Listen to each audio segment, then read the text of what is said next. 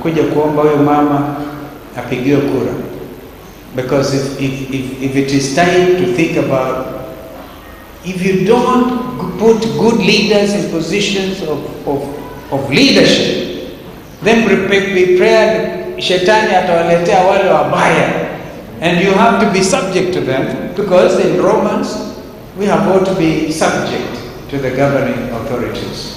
So you're here, one of your own. I'm happy today, United Clergy have sent out over 600 advisory letters. When the church in this country was serious, it used to be the Roman Catholic Church, the African Inland Church, the Anglican Church. Remember the days of Bishop Okulu, Moses Kuria na wengine, not Bishop Kuria. Walikuwa natoa advisory letters to guide the thinking of the faith.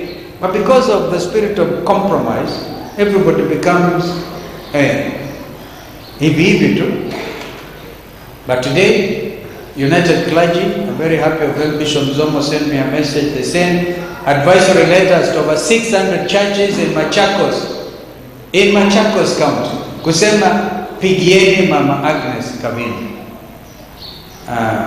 I wish the same had happened. I don't know whether United Clergy or the African Church are parts of the United Clergy. I know that Redeemed Gospel Church, Bishop Brother Kitonga and others met, wakamwekelea mama mkono, and for good reason. So if we really value godly leadership, the people of Machakos have a singular opportunity to grasp. And nawaomba kabisa, really, this is your time. Nataka pia niseme, we have had a stop, niliona maajabu in Tala day before yesterday, yani watu wamejitokeza. This lady's candidature has become euphoric. Nasikia mama moja aliamka asubuhi saa 8 akamchapa bwana yake kofi pa, kwa sababu bwana alikuwa anaota na anasema kawa mama kawa mama, akapigwa kofi pa, akasema akainua, sasa imekuaje? Nikuota kawa mama wibana neba.